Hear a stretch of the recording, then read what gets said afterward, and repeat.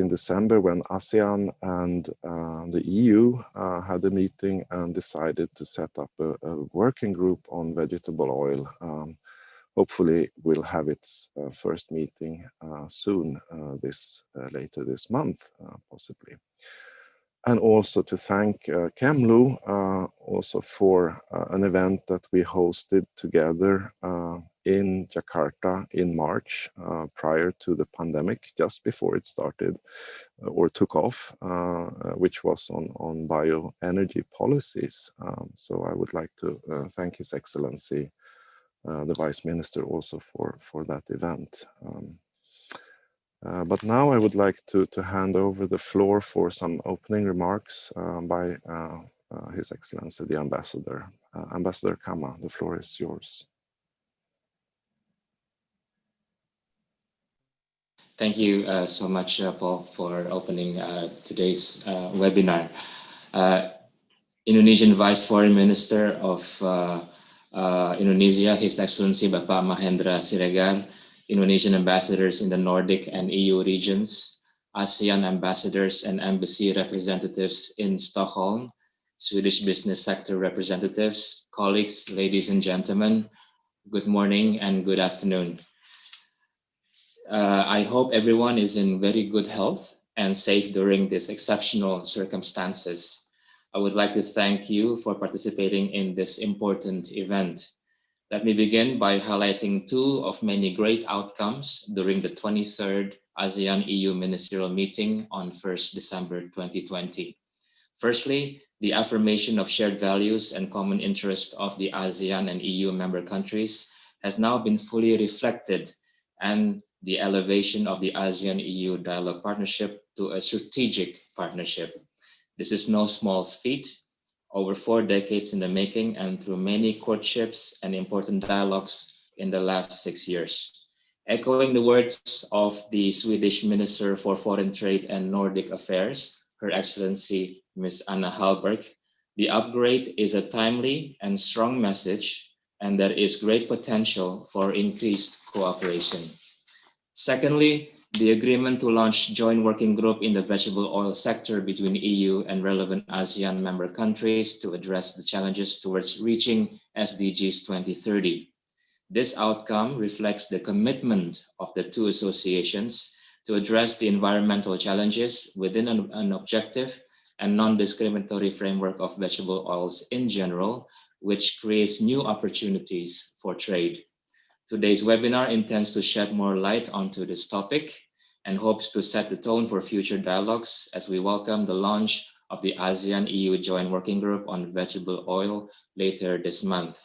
The Embassy is truly honored to have the Vice Foreign Minister of the Republic of Indonesia amongst us this morning to share his thoughts and ways forward on how ASEAN and EU can capitalize on the strategic partnership to enhance bilateral and regional trades in the vegetable oil sector.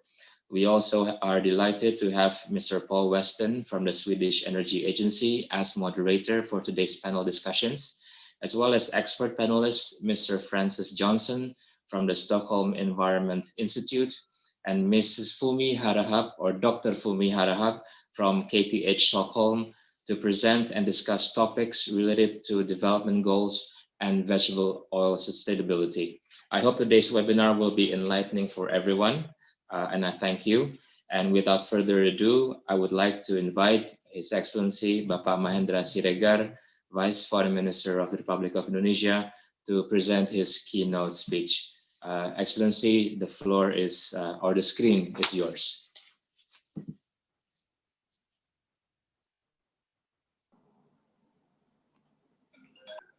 Thank you, Ambassador.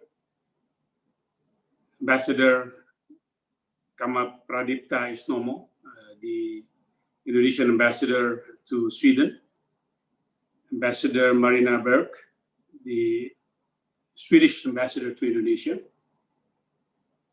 dear panelists, excellencies, members of Indonesia and Swedish industries, all participants of webinar, very good morning and very good afternoon. First and foremost, I would like to thank the organizing committee for making this webinar on vegetable oil sustainability possible. Indonesia fully supports all effort to achieve sustainability within the context of the UN Sustainable Development Goals. And we are fully committed to working towards achieving sustainability. Instrumental to this process is the need to exchange views between governments, stakeholders, and all interested parties concerned to encourage unity of purpose and, wherever possible, coordinated actions. This is especially the case for the vegetable oil sector, as forever increasing demand continues to exert pressure on the global land banks. In spite of this, there is very little coordinated action in addressing sustainability challenges at the level of vegetable oils in general, and the related importance of setting out common sustainability criteria, norms, standards, and certification for the sector as a whole. This discussion is also timely as we are all moving toward recovering the economy that has been severely affected by the COVID-19 pandemic. Excellencies, distinguished participants, on today's topic, allow me to briefly highlight on several key points for consideration in your deliberation later today. The first 2 points would be on the SDGs and trade. First, Indonesia is fully committed to attaining all the 17 objectives of the SDGs 2030, and we are achieving significant progress on that. Indonesia has ratified the Paris Agreement on climate change and set targets for the emission reductions that can be measured.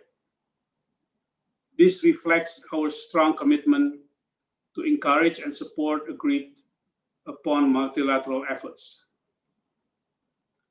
On the issue of the need to promote sustainable trade, our government is against the misuse of environmental issues as a guise for protectionism. Such measures taken are not only against multilateral agreements, but they only serve to cast a shadow over the very genuine efforts being undertaken by governments, industries, and stakeholders to achieve sustainability. In the case of palm oil, for example, the vast majority of palm oil is certified as sustainable with robust monitoring system in place. And yet, the discrimination continues both at government level as well as a number of coordinated campaigns. This is not to say that problems do not exist, but they can only meaningfully address in the context of vegetable oils. Most obviously, the relative productivity of palm oil needs to be factored in to protecting the global land bank. In the case of vegetable oil sustainability, any meaningful achievement also requires a holistic approach to the environment, not just to focus on tropical forests.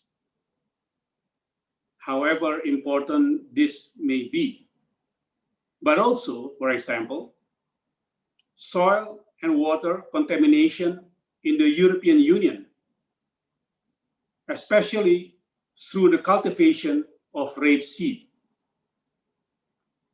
This is not trying to shift the blame, but rather to acknowledge the need for a broad, holistic approach to the environment.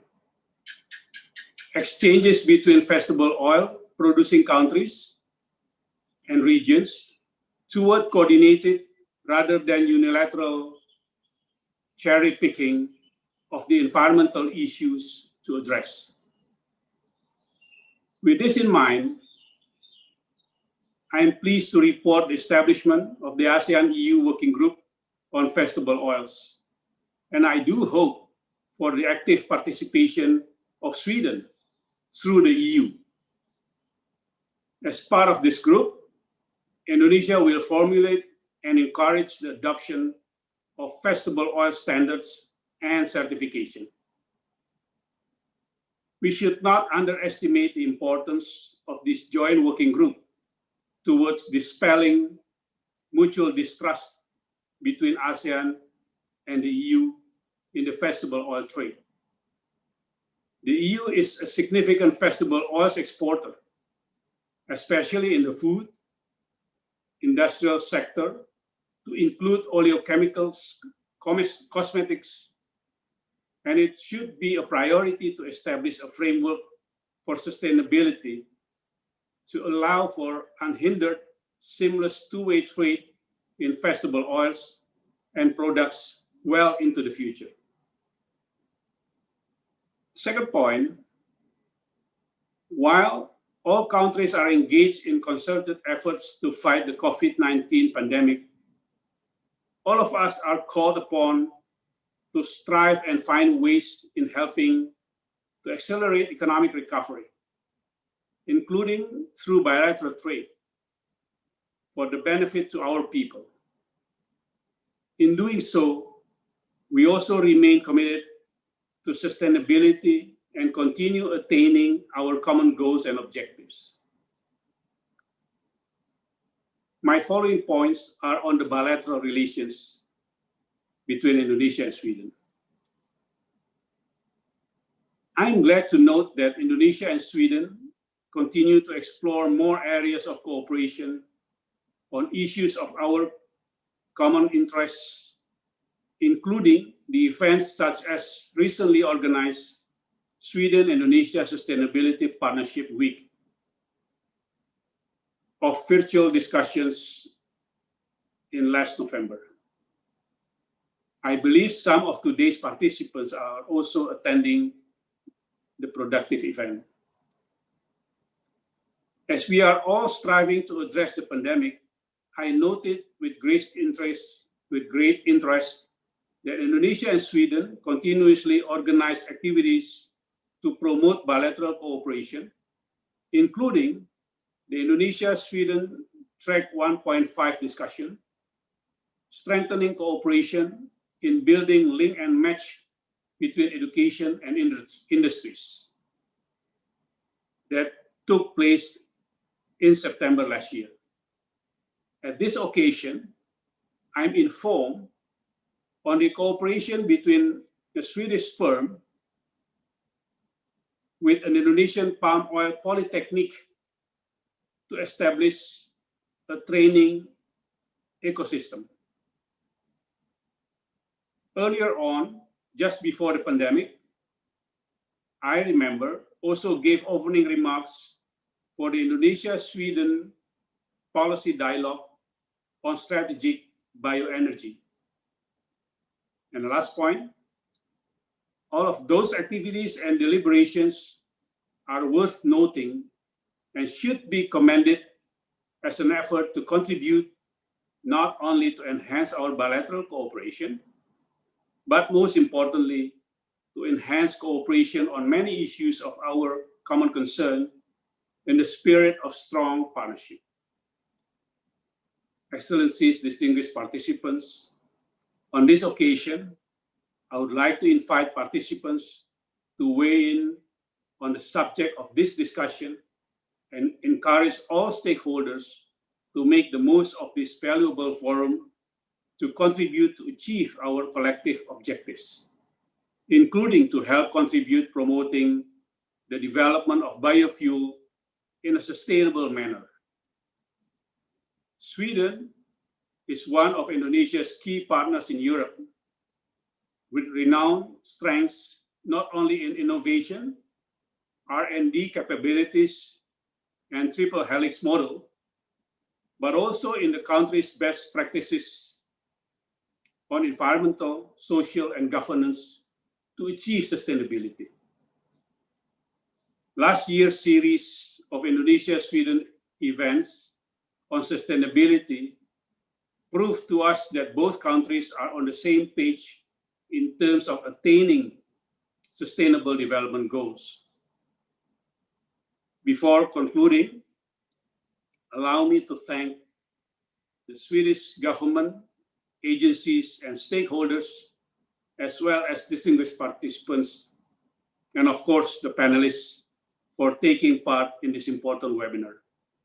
I certainly hope that this virtual discussion and public consultation will be beneficial for all of us to provide constructive, positive, and even-handed criticism in addressing mutual recognition of sustainability laws, norms, and standards. I thank you.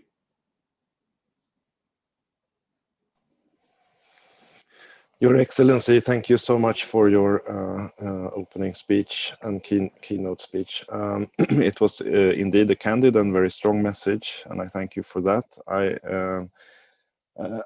Since I am not a diplomat and should not speak for the Swedish foreign policy, but I know for a fact that Sweden very much warmly welcomes the establishment of the working group. And personally, I think, of course, it might be also a success for the Asean part, that it's not only on palm oil, but it's on vegetable oil in general, right? Also, as you know, sir, Sweden is an export-dependent country and have long been working in favor of free trade agreements globally and are pushing that also within the European Union. So protectionism is not in our blood. We would like to have free and fair open trade. But as you know, we are also part of the European Union, so those trade deals are negotiated at that level. I also want to thank you for reminding us about the CISP week, the Sustainability Sweden-Indonesia Partnership Week last year. I'm sure this will continue, as far as I'm informed, by Ambassador Marina and colleagues in Jakarta. We would like to continue that. So that was just a starting point of our next 70 years of diplomatic relations. Indeed, we have increased our cooperation over the last decades between our countries. And I also want to recognize Indonesia's very important role in actually establishing the SDGs when they were established. So I know that Indonesia played a crucial part in establishing the system that we have in place. And also boast a little bit that Sweden is ranked #1 in the world. So we are very happy about that. Yeah. Thank you, sir. Let's now move on to the next part of the webinar, and I would like to invite Ibu Fumi, Dr. Fumi Harahap from KTH to give her presentation.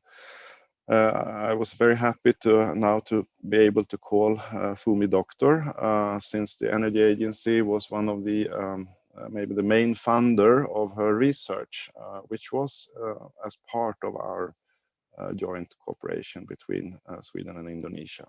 So please, Ibu Fumi, the screen is yours. Thank you very much, Paul, for the kind introduction. And I will share my screen. Please let me know if you see the correct one.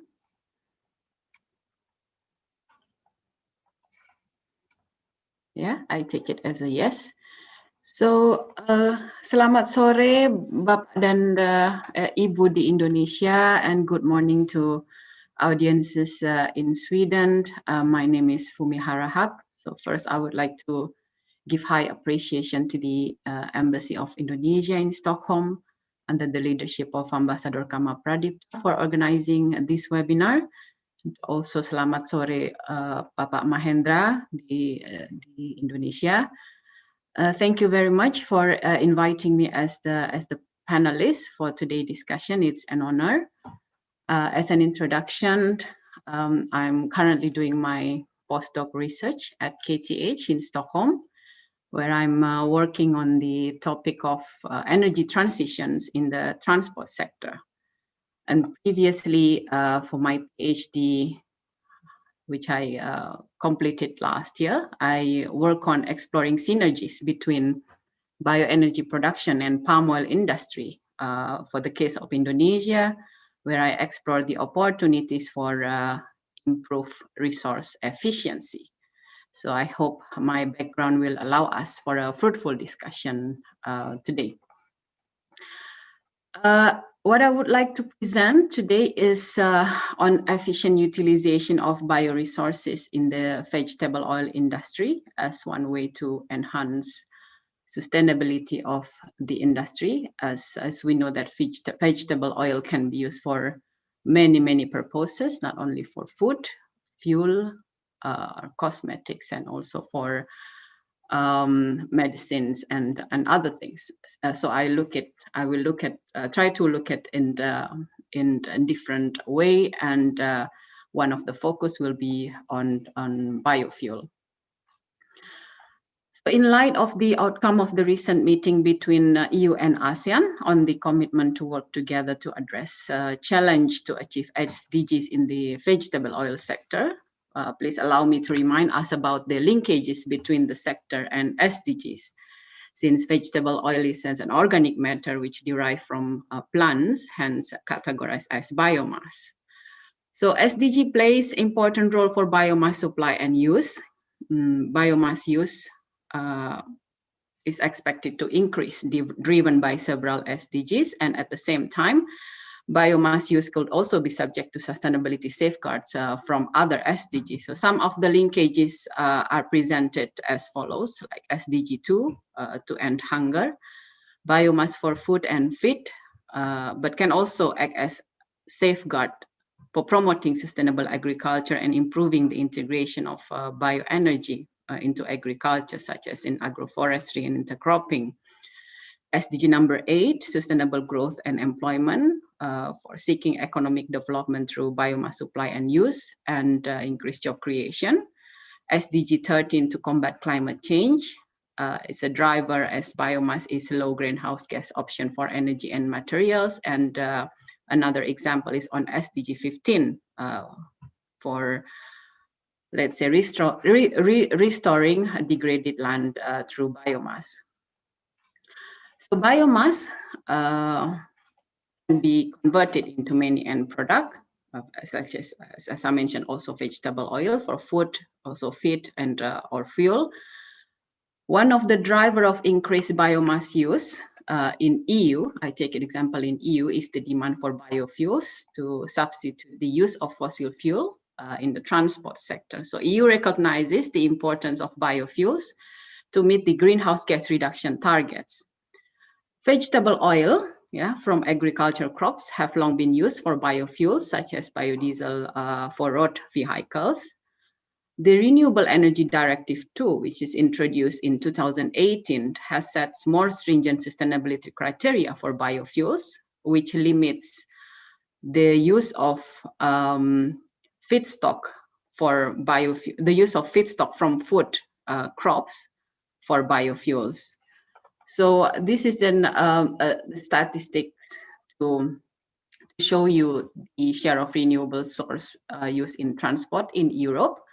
And this is from 2019 from European Environment Agency. As we can see in here, that this is the line of the target 2020, that Sweden is let's say is the top rank or has met the target 2020, and 2030 the target is increasing into to 14%. So the future demand for biofuels, taking into account the stringent sustainability criteria for biofuels, will be on advanced biofuels. Advanced biofuels means the feedstock use is non-food crops, which can come from forestry and crops residues, for example, municipal solid waste, used cooking oil, and algae.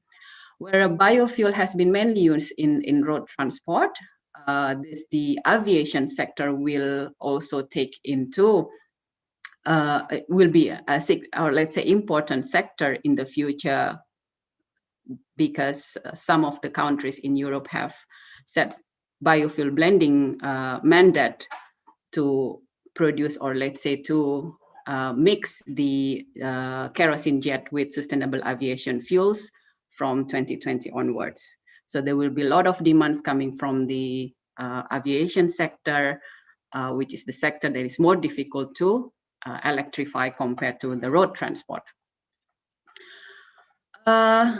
So the process of extracting vegetable oil, in the processing facility, it generates many residues, and it has significant energy potential. So I'm making here a comparison between different type of vegetable oils, so palm oil, rapeseed, sunflower, and soybean.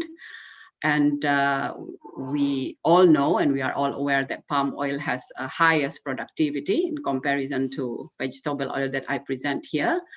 And I'm taking into account the residue to crop production ratio and plantation area. So palm oil is dominating in Asean, and the other vegetable oil are in EU. And this is my preliminary calculation. I look to calculate or estimate the technical potential of residues from different vegetable oil processing. And as we can see in here, because the palm oil the extraction of palm oil generates significant residues such as fiber, shell, there is also effluent, there is also fronds, and there is a trunks. It gives very high amount of residues, where my calculation is also a high range in here because of the different kind of yield, and is very significant in comparison to other residues from extraction of other vegetable oils. And to give into things into perspective, the energy consumption, let's say in Sweden in 2018, is about 1,500 petajoule per year. So it's somehow in this range. So if this can be materialized, if this can be materialized, and so it also, you see the magnitude, you can see the magnitude that it can be equivalent to the total energy consumption in Sweden. So how such potential can be realized to add value into the vegetable oil industry? So what does it take? So the efficient use of bioresources in this webinar, what I want to highlight is can be realized in the modern biorefinery. So what it takes is modernizing the industry. For Indonesia or ASEAN, it means modernizing the palm oil industry. A biorefinery is a facility that integrates biomass conversion process and equipment to produce not only fuel, not only vegetable oil as main product, but also other type of products such as, can be power, can be chemical, and so on. So it's like an analog to petroleum refinery. And by producing several products, biorefinery takes advantage of the various components in biomass and in their intermediate products, and therefore maximizing the value derived from the bioresources. In one of my work, which I published last year, I was looking at, or I say analyzing the system or the supply chain of palm oil industry in Indonesia and how it can meet the bioenergy targets through palm oil-based biorefineries. So if can see the details in this article, if it is if it's in the interest. Another aspect that I would also like to highlight is for enhancing the sustainability of the vegetable oil industry is the consideration of land, energy, and water nexus approach, especially to put the nexus approach in the policy-making process. So the linkages between sectors are becoming increasingly important with increasing demands and limited resources. The land energy water nexus approach has been developed in order to support the provision of coherent and sustainable policies which touch upon multiple resource use and link ecosystem services. So the way this nexus approach says through the land energy water nexus, climate service can provide information about how climate change will change the balance of nexus resources and the nature of their interaction, and also vice versa. So this can help climate service provide information about the implications of climate informed decision, let's say for other economic sectors, and also the implication to the social aspects. In one of my previous work, I explore the policy coherence analysis in the context of land allocation to meet sectoral goals in Indonesia, where I in my research I found some inconsistencies and incoherencies in terms of the use of land classification in different policy documents in Indonesia. That is something as the room for improvement to enhance the sustainability and support the coherent and sustainable policies. So with this, I would like to highlight, or let's say some takeaways from my talking points, and be more than happy to discuss further. Understanding the value of bioresources are significant to enhance sustainability in the vegetable oil industry, whether the use of the biomass is for food, feed, fuel, or other type of products. And biorefinery can make the bio-based system more resource, energy and carbon efficient, and for also providing opportunities to capture overall bioresource potential in the vegetable oil industry. And another conditions to take into account for future policy design is the nexus approach for capturing synergies and minimizing trade-offs, the sectoral policy consistency and coherencies, and overall integrated planning in the policy design. Yeah, that's from my side. Thank you very much.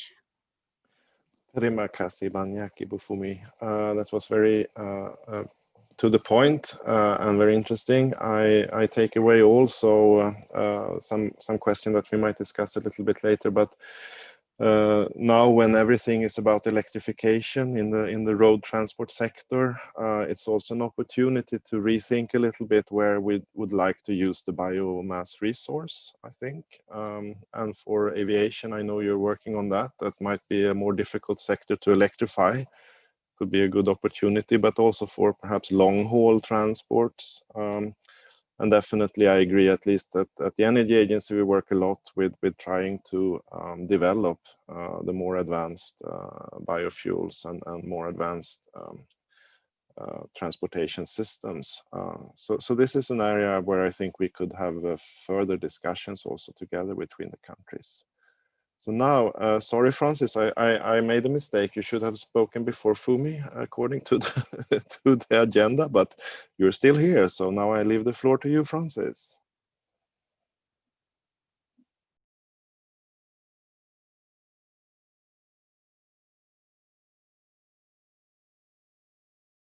Yes, can you hear me okay?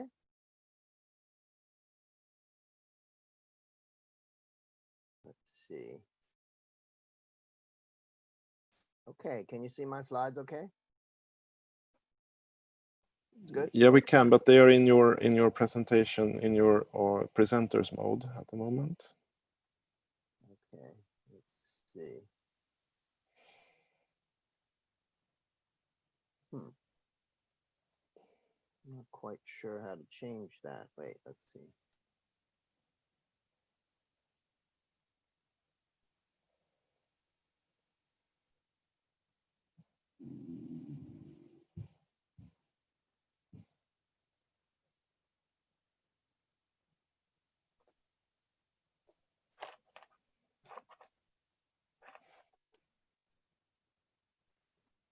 Still the same, is it?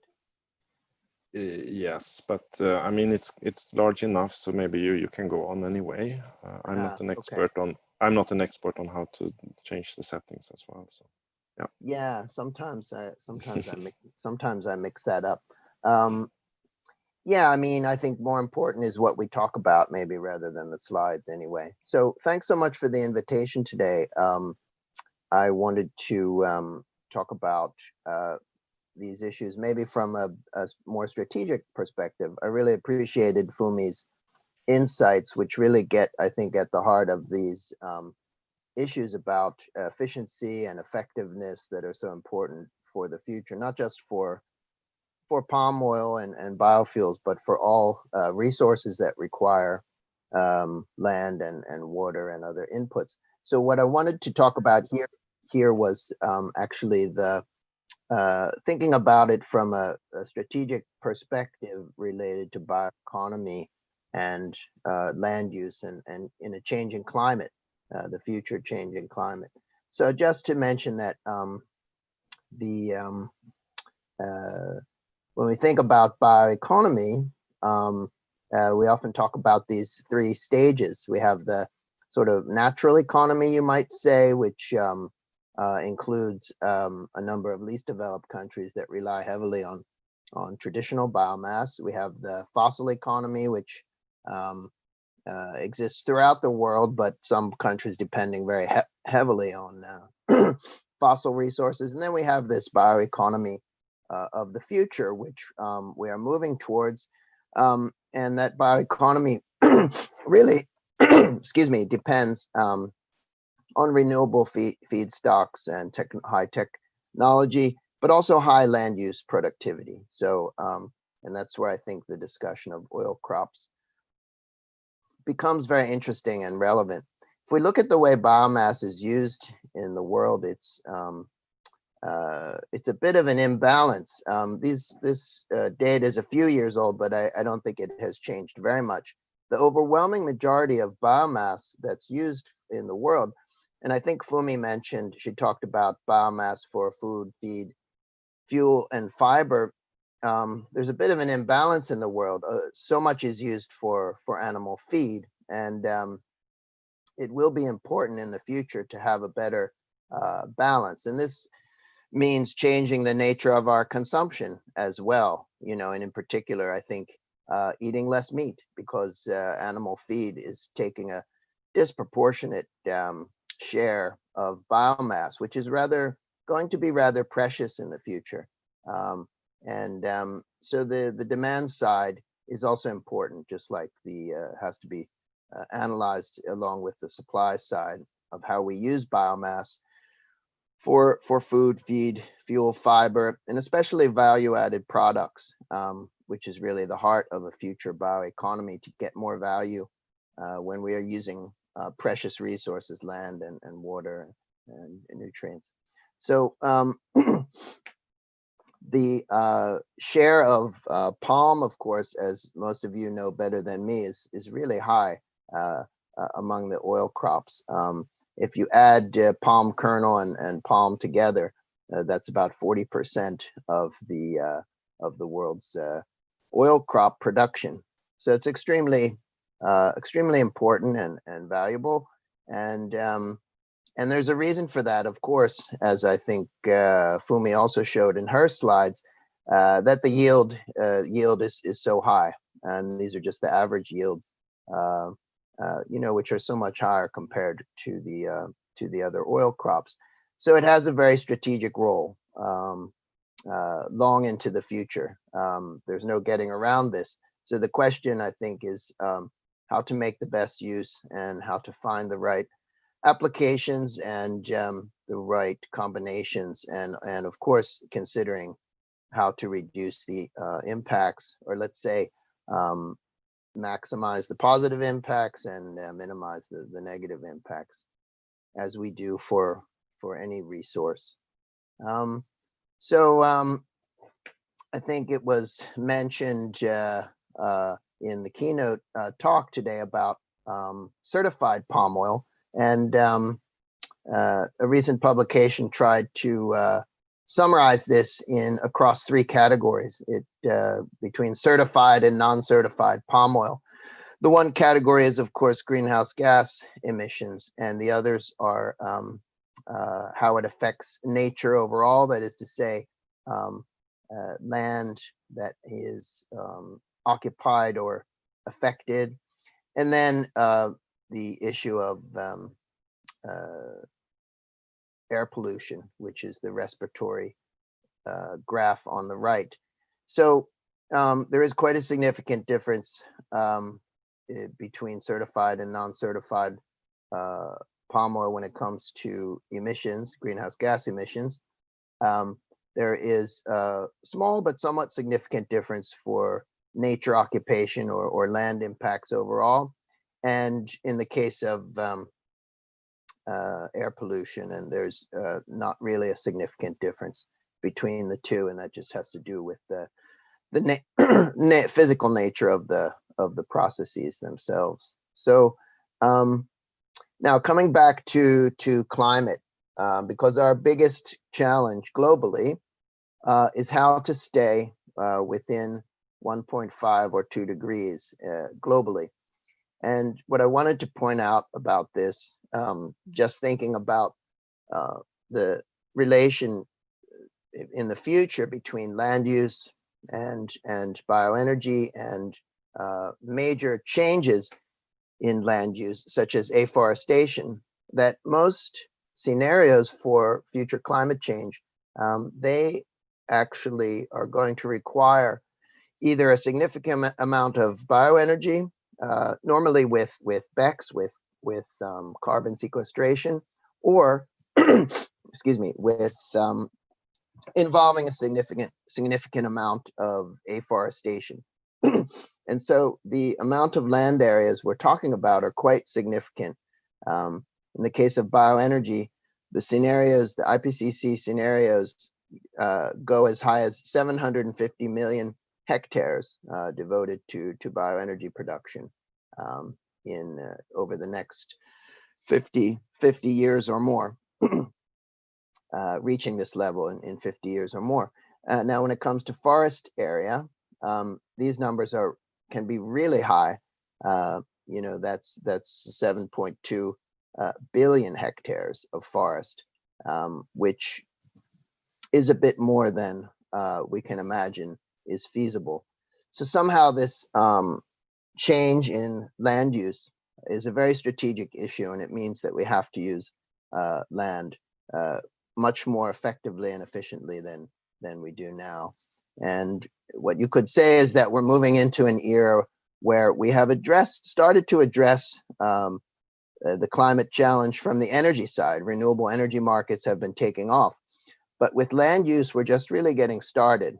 We have actually not a very efficient land use systems in general. And thinking about the impacts of climate change, I just wanted to remind that you have quite a difference in different world regions, because you have the humid regions, which includes most of Southeast Asia, that are not quite as vulnerable in terms of land degradation and food insecurity. And these are the gray areas on the map, and that includes most of Southeast Asia and most of Europe as well. But you have many regions of the world, that's the yellow and orange and red areas, that will be affected by land degradation, food security, and other land impacts in the coming decades. And so that means that biomass, where we use biomass, is more and more going to come from the gray areas, that is to say humid areas like Southeast Asia, Latin America, Central Africa, and these areas that are very productive. And that relates, I think, to this issue of oil crops for the future, that there will be this global shift, I think, in the coming decades because of these vulnerabilities. And I just wanted to relate that to the fact that you have this same belt, you might call it the biomass and poverty belt. There is a lot of poverty in this region. And so the trade, international trade, is an important component in reducing poverty. It doesn't mean we should focus only on bulk trade of raw materials. In fact, what we really want is this value added that brings the flow of technology and investment. And so these potentials have been explored in a number of models in research. So I want to finish up there and just briefly say just one word about my institute. An interesting historical fact is that the name of the Stockholm Environment Institute has nothing at all to do with the city of Stockholm, but it's based on the 1972 UN Conference on the Human Environment, the first conference, which came to be known as the Stockholm Conference. And next year in 2022, there's going to be actually some big events for celebrating what's called Stockholm Plus 50. So it's an exciting time. And we hope that we're past the pandemic by then, by the middle of 2022. And the SEI has 8 centers on 5 continents. And some of this work we do related to bioeconomy is through our initiative called Governing Bioeconomy Pathways. So anyway, thanks very much. I went a little bit over time. Sorry about that. Not at all, Francis. Thank you very much. That was indeed very interesting. I wanted to pick up on one thing that you mentioned, that if we use less bioenergy, we need to plant more trees, right? So is that correctly understood, that we need to actually use the forest actively? Yeah, I think this is a general perspective that we're going to have to get used to, and it's one that has been promoted very much in Sweden, of course, where active management of forests is seen as sort of, you could say, combining the 3 legs of sustainability in a very balanced way: environmental, economic, social. And looking at this from land use perspective, yes, we have to be much more efficient in how we use land. And so if we do less bioenergy, we're going to need to consume a lot less, or we're going to need a lot more forests that are only conserved and not used, and that's going to require even more land. So yeah, so I would say, yeah, it's a challenge. And this is the sort of the challenge, the pedagogical challenge that I think Sweden and Finland sometimes faces in the European Union discussion, that we actually argue that we have more standing forests in our countries than ever before, while still using more biomass for construction and for energy purposes, etc., derived from the forests, thanks to an active and quite comprehensive forest management system. But I also wanted to point to what Fumi also mentioned, the need for including also the agroforestry perspective, having more different types of results, products, outcomes of the land use.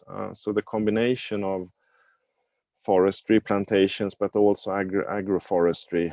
Maybe Fumi, you could maybe mention a few examples from the Indonesia perspective, or what could be good examples of that? For agroforestry, you meant, or? Yeah, exactly. How to sort of increase the outcomes of the land use when you have a more holistic perspective and use agroforestry as one tool. Yeah, I think because in Indonesia, I mean, it's also the same as Sweden, as you pointed out, is very much on the monoculture system, but not so much effort on agroforestry. But what I understand that agroforestry can overall improve the even the productivity of the crops by having intercropping systems and exchanging nutrients from different type of crops. So if we look at if it can be look at closely that well, agroforestry in the palm oil industry, and France also can and feel it in. It's not so much in Indonesia, but some African countries have implemented that at a rather a small scale, though. So I think if this can be scaling up into a bigger system, that is one way to improve the agriculture, or let's say the agriculture practices and the productivity of the system. Yeah, thank you. I see also from I was just going to mention it. I see from Himlal Maral in in the chat box and representing ICRAF and CIFOR in Bogor. So I just wanted to mention that in Bogor you have some of the finest research on these topics, and CIFOR also was once founded by Sweden, among other countries. There was also another question for you, Fumi, in the chat box.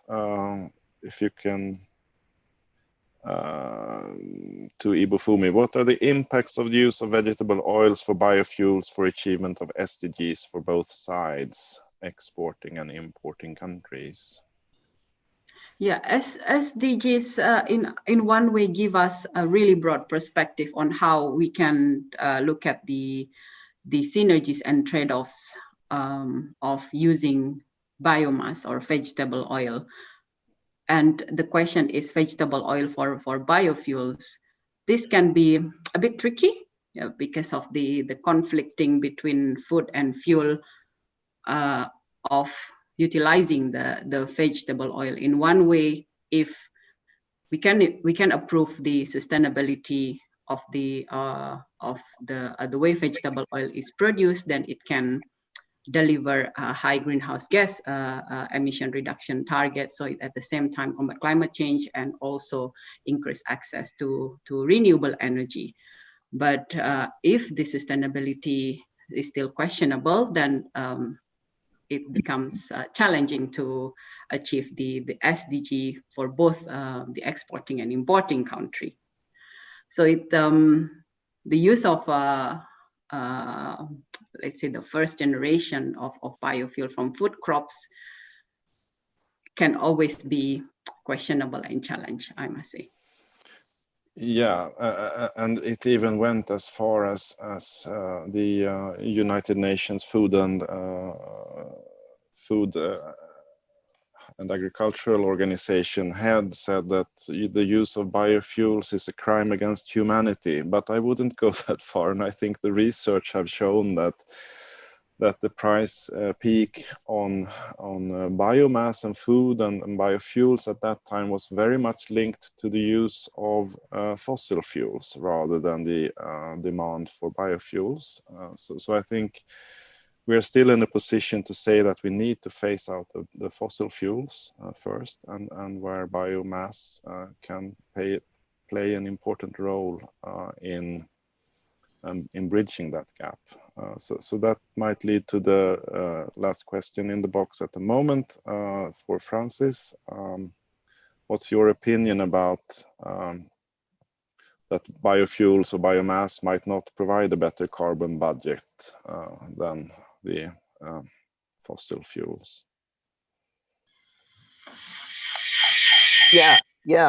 Actually, first I wanted to just briefly comment on this with food versus fuel, because I did work on this issue quite a lot. I think that, and as one or two of the slides I showed, I think the conflict is actually more between animal feed and fuels, because you see there's an incredible amount of land and resources devoted to animal feed. So I think that there is not really much of a conflict between food and fuel. I would say it's between animal feed and fuel, as well as other types of resources. So, but for this issue of the carbon budget, it really it depends on three things. It has to do with the time frame in which you do a life cycle analysis.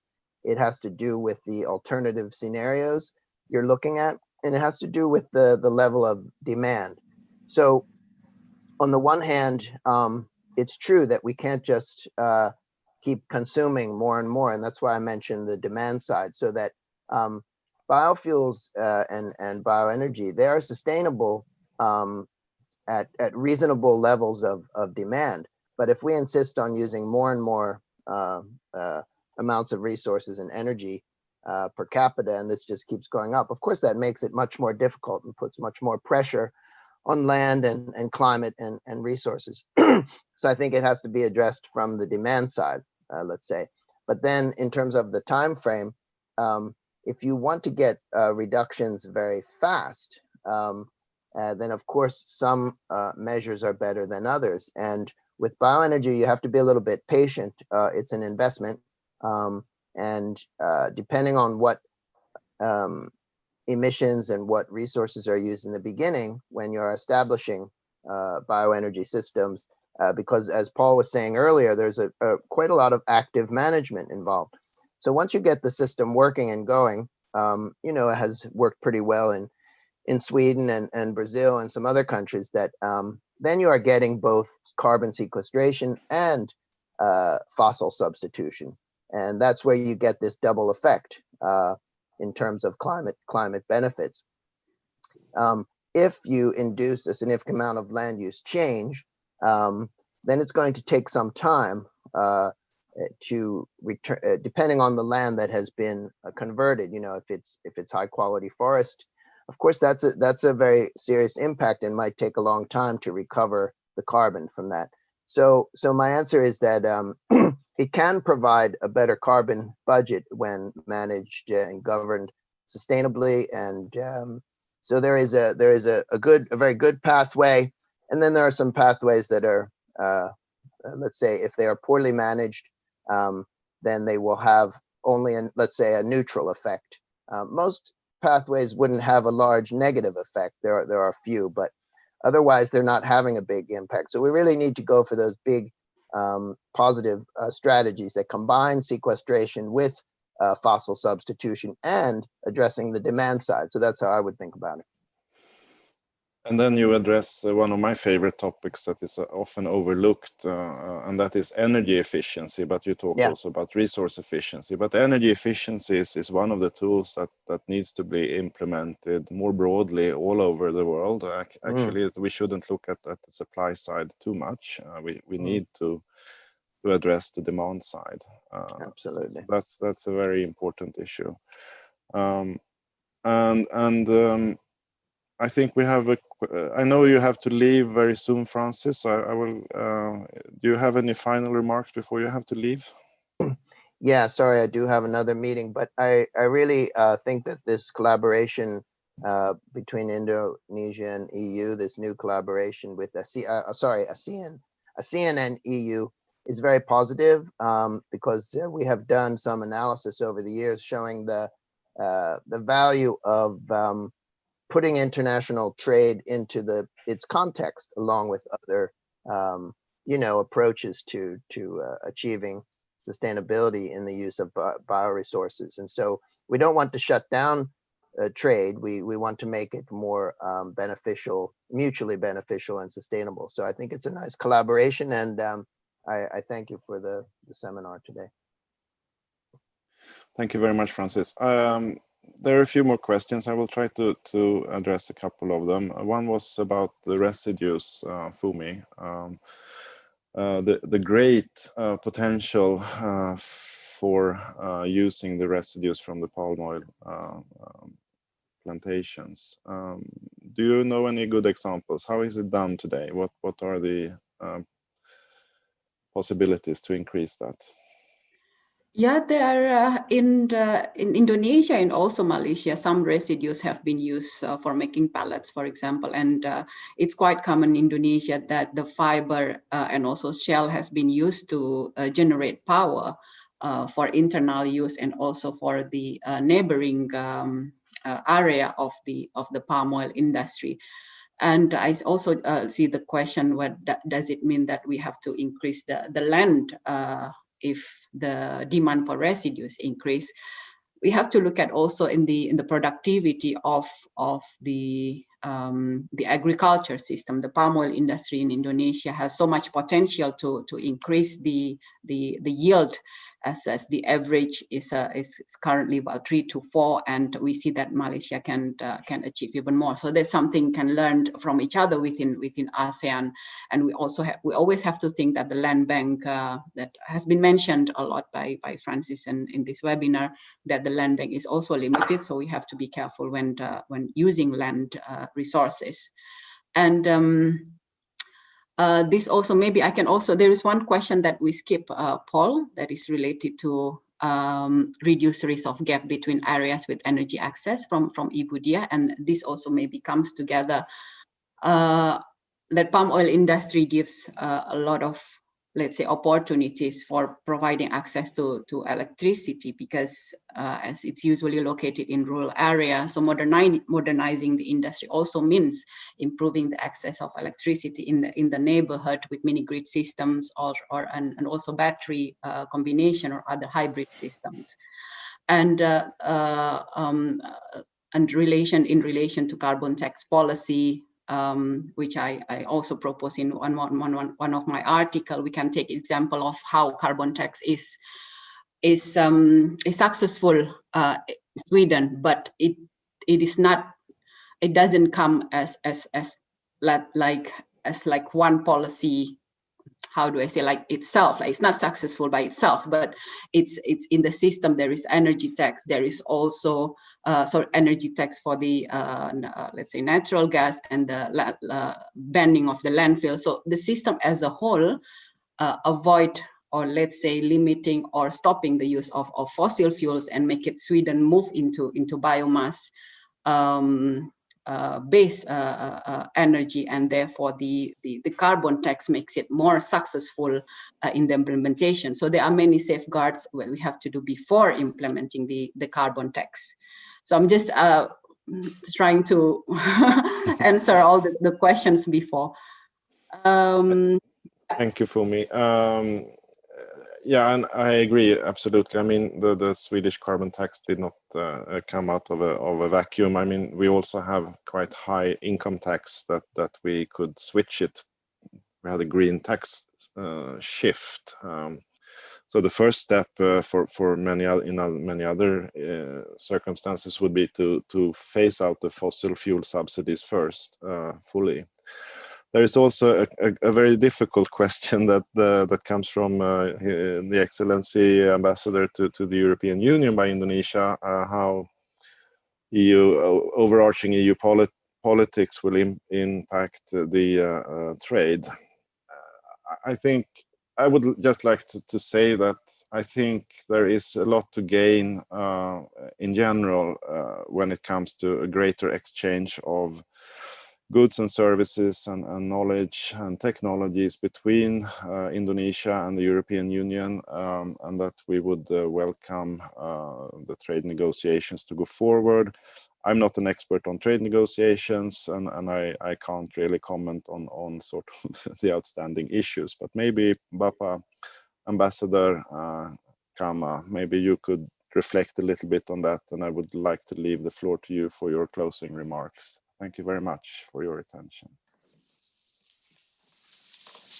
Thank you.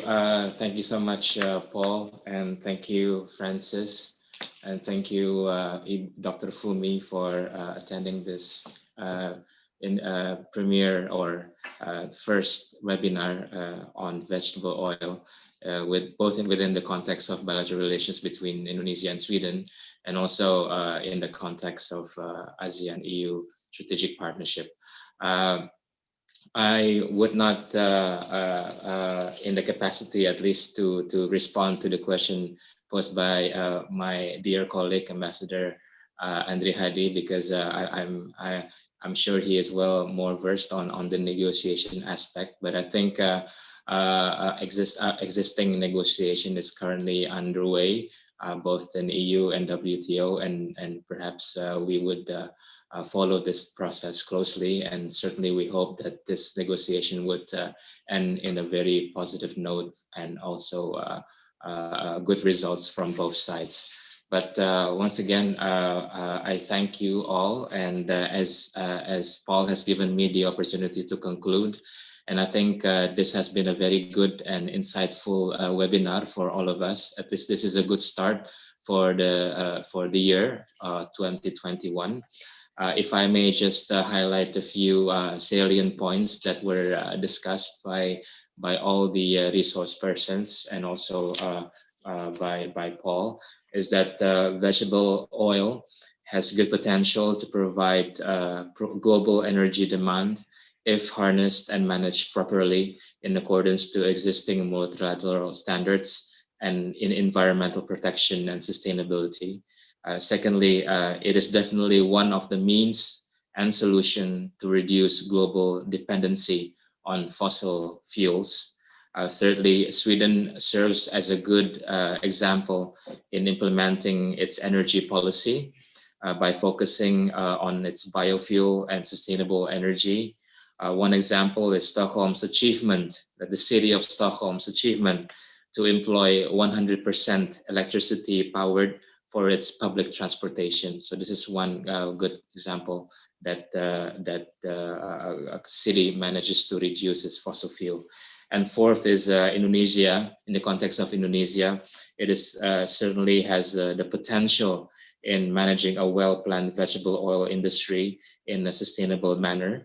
Indonesia, of course, remains open to establish joint research and collaboration with its Swedish partners and other stakeholders in the fields of vegetable oil. And in the context of ASEAN, I believe this webinar serves as a positive and good basis and modality for the ASEAN-EU Working Group discussion, particularly in using scientific findings and other evidence-based research in vegetable oil. And I'd like to once again thank you, Paul. Thank you to Francis, Dr. Fumi, and particularly Pak Mahendra Siregar for participating and for sharing their views and findings. It has been certainly a very enlightening webinar for me. And we will, of course, keep every one of you updated. Should we decide to hold the next series of webinar related to vegetable oil. So with that, I'd like to thank everyone for your participation. Thank you so much. Good morning and good afternoon. Thank you very much. Goodbye. Thank you. Goodbye.